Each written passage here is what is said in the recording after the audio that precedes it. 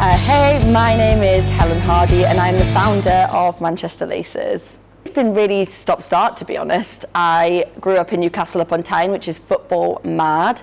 It's football mad in women's football as well, of course. When you look across the women's football team now, you've got Lucy Bronze, Steph Horton, all from the northeast of England. Growing up, I was loving playing football in the garden, but there just wasn't really anywhere for me to play outside of that. So in the 90s, there wasn't like grassroots schemes that the FA set up or anything like that. And then I stopped completely in my teens, and then I started again at university, and then I carried it on, and here we are today in Manchester. I've got my own football club. Wild. So Manchester Laces is an inclusive women's and non-binary football club, and I just felt like Manchester really needed that. I'd come up from London in 2018, and in London there were a few inclusive clubs, and my experiences at those clubs, that I just felt they were more welcoming, they were more like open to the LGBTQ+ community. I felt that all of the things that I stood for, they stood for. And then when I came to Manchester, I couldn't find anywhere that was like the experiences I'd had in London. So I contacted a friend of mine, Katie Huey, who runs Hackney Laces, which is an incredible, incredible club. Nothing like what we are like, but an incredible club in itself. And she supported me to launch Manchester Laces.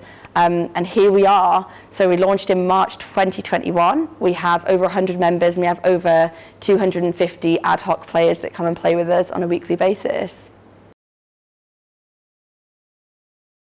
Inclusivity is a process for me. I didn't realize that when I first started this journey, but inclusivity isn't just an end game. It isn't just oh, we're inclusive now. It's about constantly shifting and changing and understanding and listening to each other. And so one of the things that we wanted to do was just be incredibly welcoming, like beyond welcoming, just super, super nice to everyone that came along. And then also listen. So people would come along and there'd be things that I'd never faced in my football journey, and they were telling me about their experiences, whether it was a disability, whether it was for religious reasons that they needed to sort of have some sort of discussion with us. We were able to kind of shift the goalposts around them and their needs, and that's the most important thing. So if somebody comes to me and says, I want to play football, I want to give this a go, I go, brilliant. Is there anything that's stopping you from playing?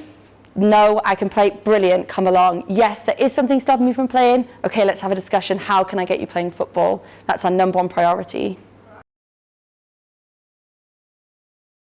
So it's funny because I was just saying about my football journey, and in women's football there really wasn't anyone growing up.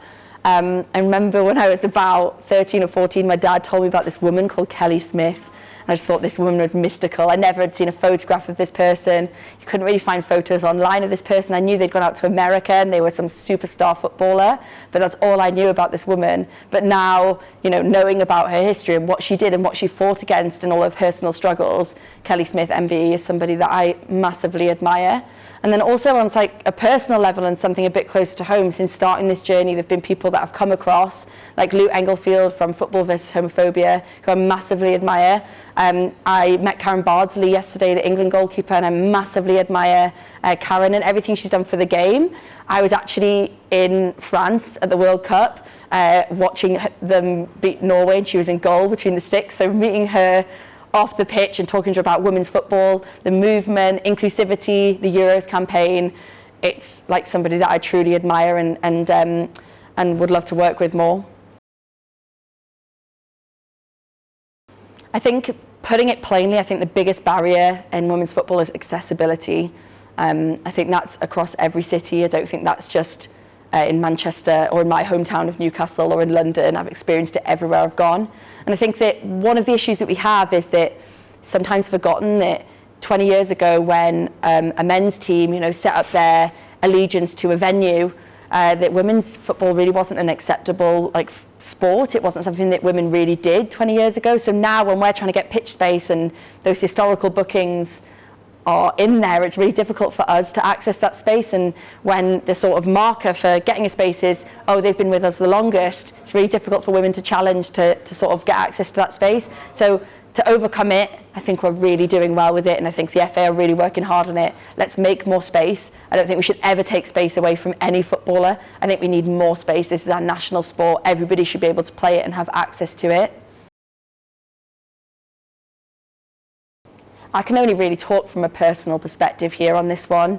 So from my perspective, growing up in the 90s, having no one but someone like Kelly Smith, who was this person, as I say, who was like faceless to me, I didn't know I could be it, and you have to see it to be it. So for me, I almost lost my breath in 2019 watching the likes of Lucy Bronze on BBC One, and watching our players being watched by 11 million people in the UK. For me, I was back at being a little girl, like sitting in front of the TV a metre away, my eyes stinging because I was so close to the TV set. That's how I felt, because it was like, this is something now that the next generation, they genuinely can see it, and they genuinely know now that they can be it.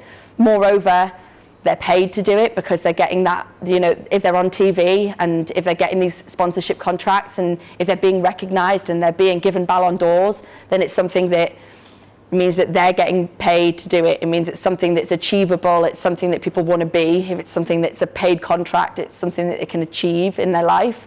For me, growing up, it was never an opportunity. I could never be like Alan Shearer. It was just never going to happen. It wasn't even feasible. I wasn't very good either, but it wasn't possible for me. Whereas now, it's totally possible, and every little girl out there can see that it's possible. It's a really interesting one because obviously Manchester they were a host city in the Euros before now. I think it's there's 2 points to this. Point number one being, I think it's massive for the city where we are right now in women's football, where we're getting coverage, where we're on TV, where we're being written about on sports websites. So I think it's massive for us now. I think it's a huge opportunity, but I also think we have to seize this, because last time we didn't seize it. And so this time we need to seize it. We need to get people into those stadiums. I've got my tickets for the opener. All my family are coming over from Newcastle. We're going to make a right old night of it. So look out for the Geordies at Old Trafford. But yeah, we're massively looking forward to it. And I think that this is a massive opportunity to get more people playing football. Everybody knows it. During Wimbledon, tennis goes up. During the Euros last year, the men's Euros, football and participation in football goes up. Let's see another spike next year when we see the women's Euros all over our TV sets. What's really great right now in women's football, I do it full time, so it's my full-time job, is that there's so many opportunities out there. And what's great is that you can get into it for free by just doing and putting effort in and doing little things at home. So I got into it doing football commentary with the BBC by doing a podcast and just talking about women's football to anybody that would listen. And then one day the call came and they needed somebody to cover 5 Live for Manchester United women, and I was able to sort of go in there and do that. And I think those opportunities come from just putting in effort, doing things for free, and just really, really trying to make something of it. That's what's great about women's football. The opportunities are still there because it's a growing sport. So I think that it's something that you can do more so than, say, in men's football at the moment, where it's something where you've got to have degrees and things like that to really get in there and get your foot in the door. You've got to know somebody. In women's football, you can grow it yourself.